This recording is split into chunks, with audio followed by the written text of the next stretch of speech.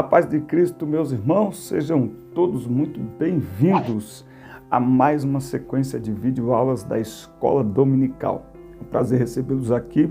Eu sou o diácono Denis Pereira, professor de Escola Dominical há mais de 20 anos e estamos no YouTube há 6 anos, todas as semanas ajudando os professores com as videoaulas para as classes de adolescentes, juvenis, jovens e adultos. Sejam todos muito bem-vindos, você que já nos acompanha aqui todas as semanas, você que está chegando agora, não se esqueça de se inscrever no canal e ativar o sino de notificações e também deixar aí o seu comentário. Fale para nós de onde você assiste as nossas aulas, fale para nós qual o impacto que as nossas aulas têm na sua preparação aí das suas aulas para os seus alunos. Faça essa interatividade, inscreva-se, compartilhe o link do nosso vídeo com outros professores, com os seus alunos também.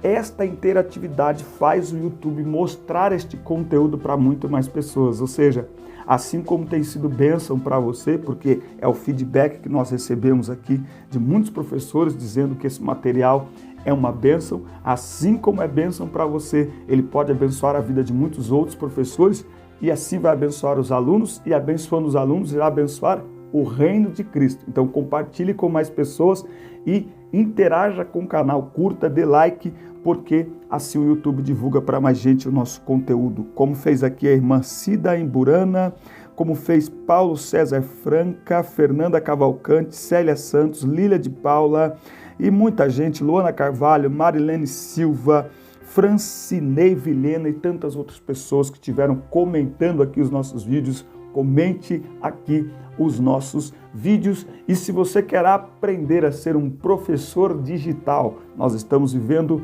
um tempo de um apelo muito forte do mundo digital. Se você quer aprender a ser um professor digital, usar as mídias sociais para alcançar os seus alunos, inscreva-se no canal e fique atento, porque tem um conteúdo muito bacana chegando aí para dinamizar a tua aula, tá certo? Vamos então à nossa videoaula da Escola Dominical.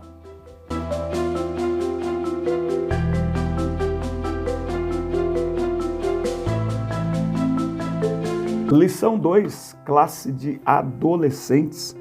Fui injustiçado. Nós vamos falar hoje um pouco sobre este jovem que na Bíblia é um dos maiores exemplos de quem andou com Deus na sua juventude. Nós estamos falando, é claro, de José. O texto bíblico está em Gênesis 37, do 12 ao 36. Eu quero lembrar aos irmãos que na descrição dos vídeos tem todas as minhas redes sociais e tem um link.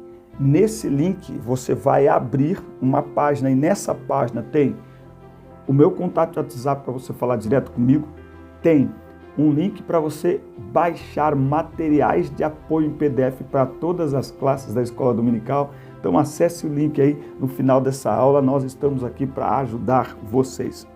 Gênesis 37:3 é o texto em destaque.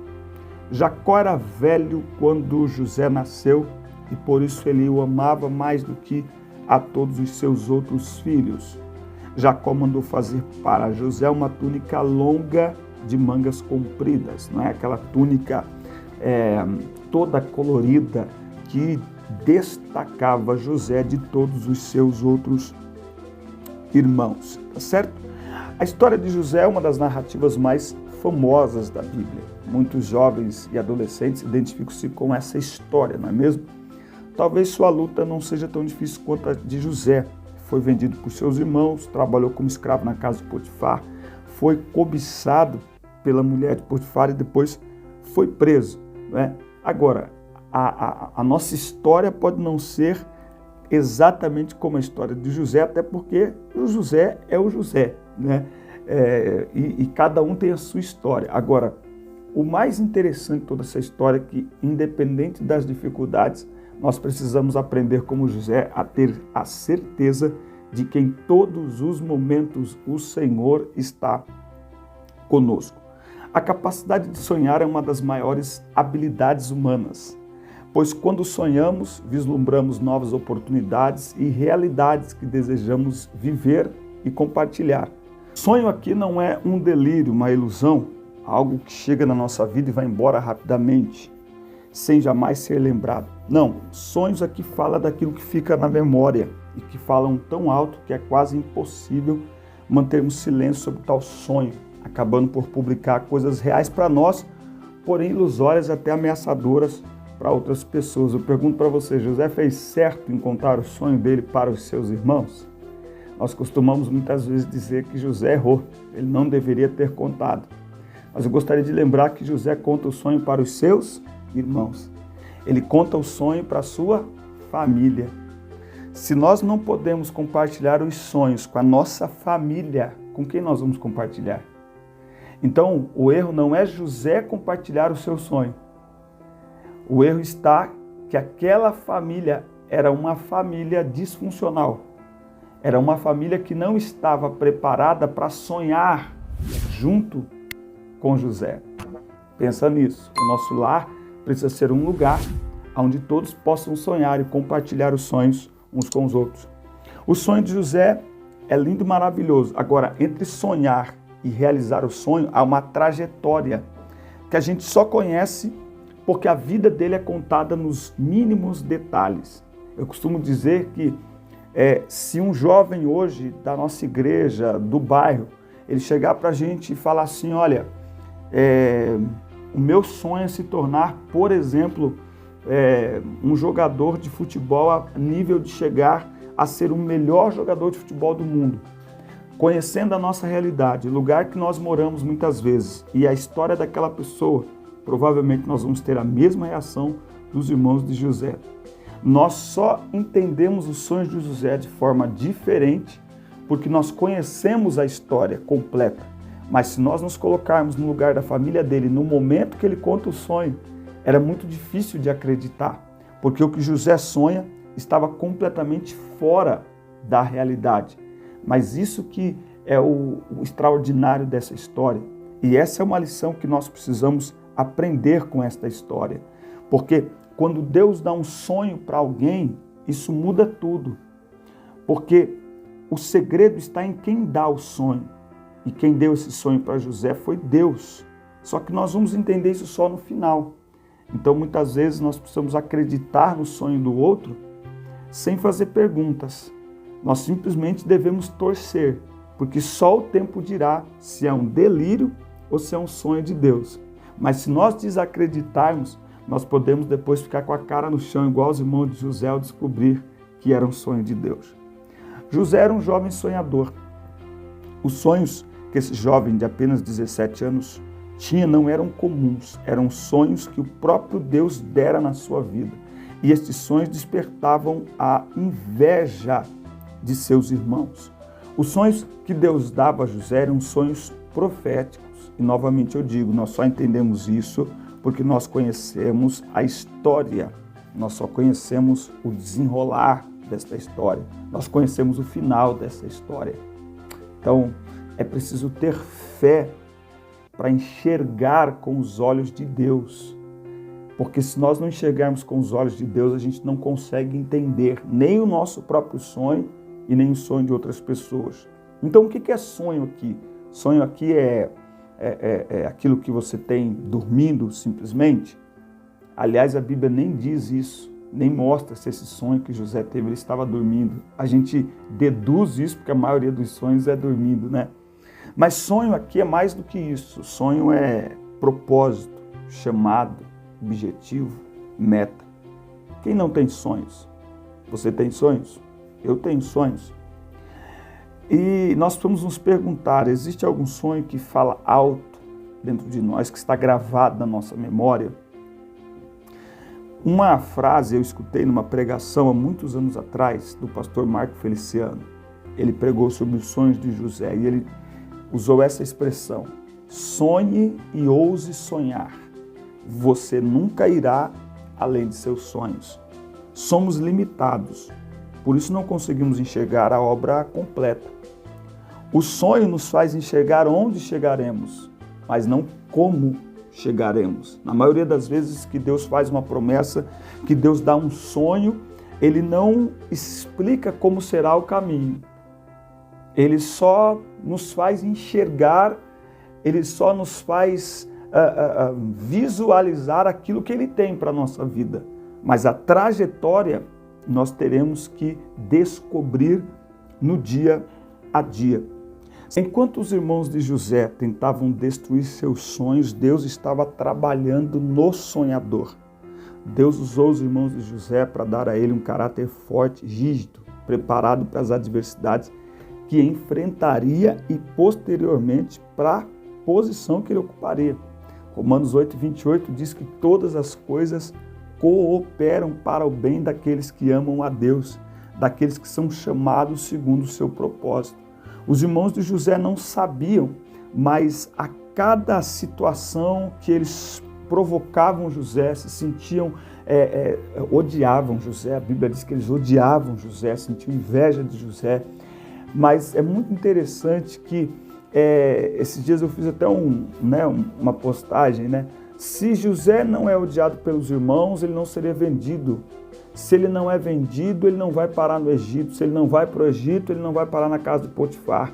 Se ele não para na casa de Potifar, ele não seria cobiçado pela mulher de Potifar. Se ele não é cobiçado pela mulher de Potifar, ele não vai parar na cadeia. Se ele não para na cadeia, ele não desvenda os sonhos do padeiro e do copeiro. Se ele não desvenda estes sonhos, 2 anos depois, o padeiro não tinha se lembrado dele. Se o padeiro não se lembra dele, Faraó não teria chamado para que ele interpretasse os sonhos que Faraó teve. E aí, se ele não interpreta os sonhos de Faraó, Faraó não teria colocado ele como governador. Se Faraó não coloca ele como governador, a sua família e todo o povo de Deus teria morrido de fome. Então, só no final da história é que José vai entender qual era o propósito de Deus em tudo aquilo que ele estava passando. Essa é uma grande lição que nós precisamos aprender. Confiar no Senhor é acreditar que Ele sabe o final, que Ele tem um propósito em tudo aquilo que nós estamos enfrentando e que o final será glorioso. Mas não adianta Ele nos explicar. Nós precisamos passar, nós precisamos aprender. É como uma escola,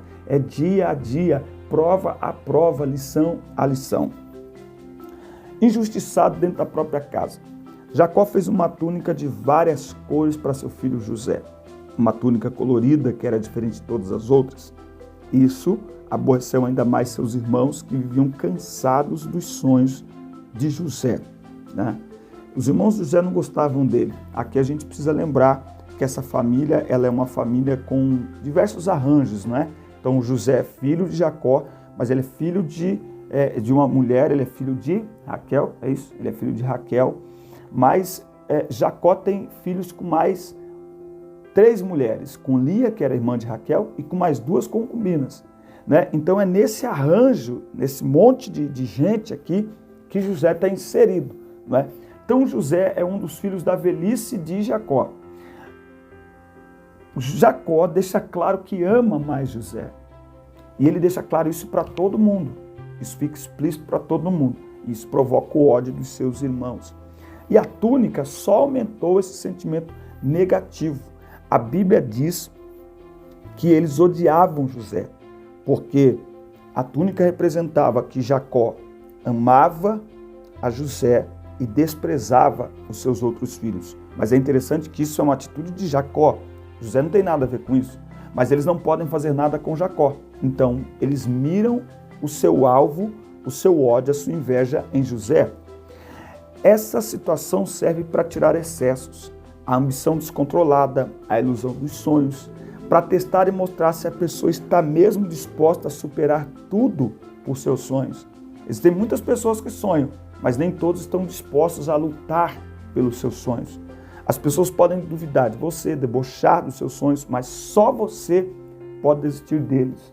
Ser desprezado pelos de fora é ruim, mas ser desprezado pelos mais íntimos dentro de casa é um teste de fogo para todos nós. É um teste das emoções, mas isso traz estabilidade, rigidez, não é verdade? Quem não tem a capacidade de sonhar, destrói os sonhos dos outros. É muito interessante porque a Bíblia diz que os irmãos de José o odiavam. Os irmãos de José o odiavam. Mas José não responde da mesma maneira a esse ódio. Por que será? Por que José não responde ao ódio dos seus irmãos com ódio, com vingança? porque cada um dá o que tem. Os irmãos de José o odiavam porque o coração deles estava cheio de ódio, cheio de inveja. José não devolvia isso porque o coração de José estava cheio da presença de Deus, cheio de amor, cheio de confiança no Deus que escreve a nossa história. É por isso que José não perde tempo revidando aos ataques dos seus irmãos. Aliás, ele sequer se defende das situações que ele enfrenta. Tamanha era a confiança que ele tinha em Deus. Deus honra José no Egito. Ele vai parar no Egito. Deus foi com José em cada momento difícil que ele passou, enquanto estava naquela cova. Deus o livrou, enviando a caravana para que fosse vendido como escravo. Ele foi jogado na cova, levou. Lá no Egito ele foi parar na casa de Potifar. Quem era Potifar? Chefe da guarda de Faraó. Olha que coisa extraordinária. Ali José logo se destacou, se tornou próspero. José se tornou o mordomo da casa de Potifar. Ele foi vendido como escravo, mas em pouco tempo a Bíblia diz que Potifar viu que o Senhor era com ele. Então, o que Potifar fez? Potifar colocou toda a sua casa, tudo ele colocou nas mãos de José. Gênesis 39, 4. E José encontrou graça aos olhos dele. Vamos ler o 3? E seu senhor, Potifar, viu que o Senhor estava com ele e que o Senhor fazia tudo prosperar na sua mão. E José encontrou graça aos olhos dele e ele o serviu e ele o fez supervisor da sua casa, mordomo, e tudo que ele possuía colocou na mão dele. Olha o 5. E aconteceu que, desde o tempo em que Potifar o fizera supervisor sobre a sua casa e sobre tudo que possuía, o Senhor abençoou a casa do egípcio por causa de José, e a bênção do Senhor estava sobre tudo que ele possuía na casa e no campo. Tudo estava nas mãos de José. Ele foi vendido como escravo, mas novamente o Senhor era com José. O Senhor estava com José. José era um moço bonito, está aqui no texto, que ele é bonito, e José era uma boa pessoa e formoso à vista. José era muito bonito, um jovem muito bonito, não é? E o que aconteceu é que a mulher de Potifar colocou os olhos em José e quis se deitar com ele. O que ele fez? José simplesmente fugiu, porque em relação à tentação, você não fica para tentar segurar, ver até onde dá, não. Em relação aos pecados sexuais, você não permanece, você foge. Forte não é quem fica para ver até onde aguenta, forte é quem foge. E José fugiu, e porque ele fugiu, ele acabou indo parar na cadeia. Mas veja, José preferiu ser fiel. Ele preferiu ser fiel a Deus do que realizar os desejos daquela mulher. E eu digo mais, José fugiu não porque era forte demais. José fugiu porque ele sabia, porque ele tinha consciência, ele teve a humildade de reconhecer que se ele ficasse, ele se deitaria com aquela mulher. Ele sabia que a carne dele não aguentaria. Foi por isso que ele fugiu.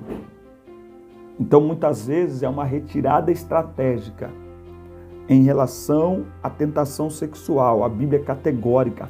Foge. Fugir da prostituição. Foge dos desejos da mocidade. E claro que isso foi bom aos olhos de Deus. Deus viu em José fidelidade. Na prisão, o poder do perdão, José interpretou 2 sonhos que se cumpriram na íntegra. O sonho do padeiro, que depois foi morto, e o sonho do copeiro, que foi restituído ao seu cargo junto a Faraó.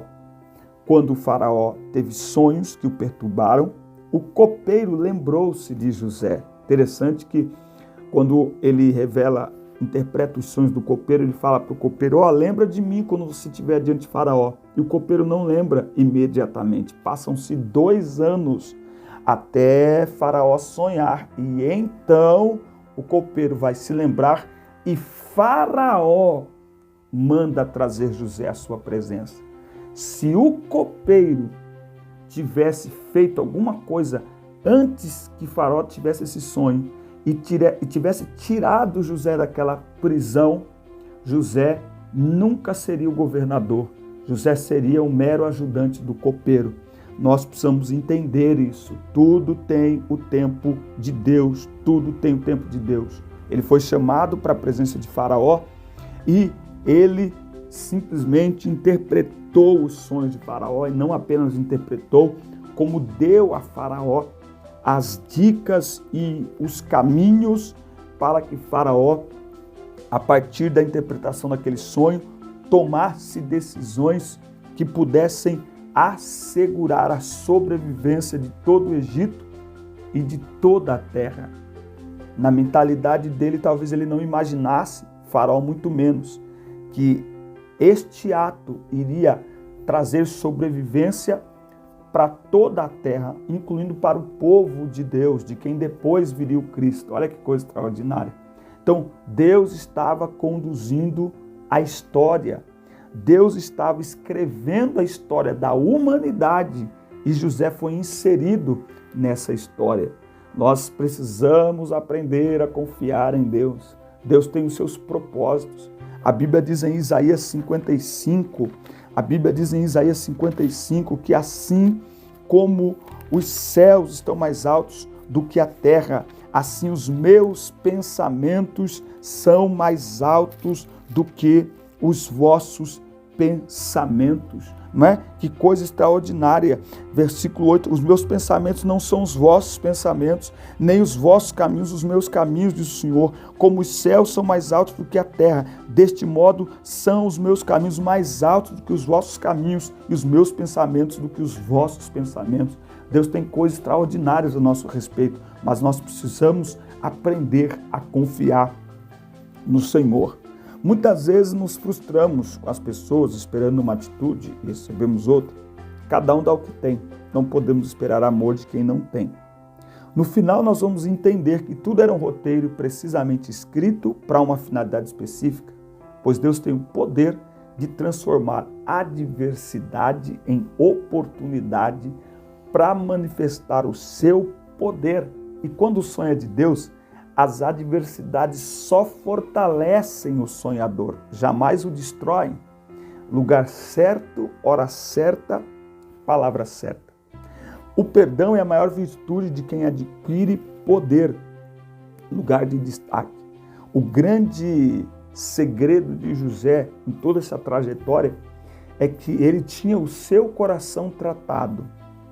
Não houve no coração de José lugar para rancor, para mágoa, para ranço, né, que é a palavra do momento.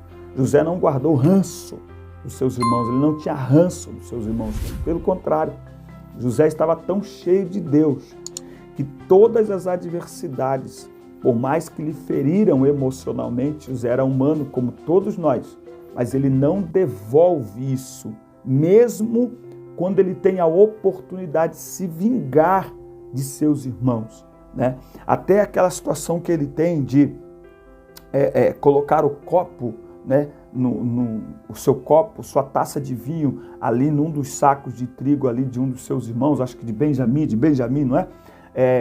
E depois trazê-los de volta e assustá-los.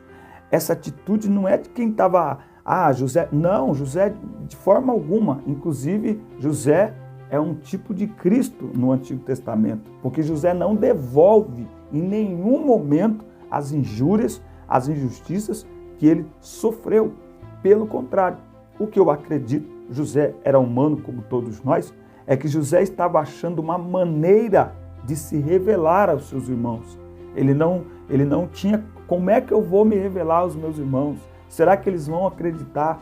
Imagine para José, ele não imaginava que isso aconteceria. E de repente, muitos anos depois, está diante deles, os seus irmãos, aqueles que o maltrataram, procurando ajuda, não é? E ali está diante dele a maior oportunidade da sua vida, que é dar aos seus irmãos e a todos nós a maior lição de amor, que é você amar quem lhe persegue, você amar quem lhe maltrata. Por isso que ele é um tipo de Cristo ali no Antigo Testamento. Vingança é atitude dos covardes, perdão é atitude dos nobres, não é? Então nós não temos tempo para ressentimento. Assim como José, Paulo em Filipenses escreve algo muito lindo que deve nos levar a pensar e deve nos levar a refletir.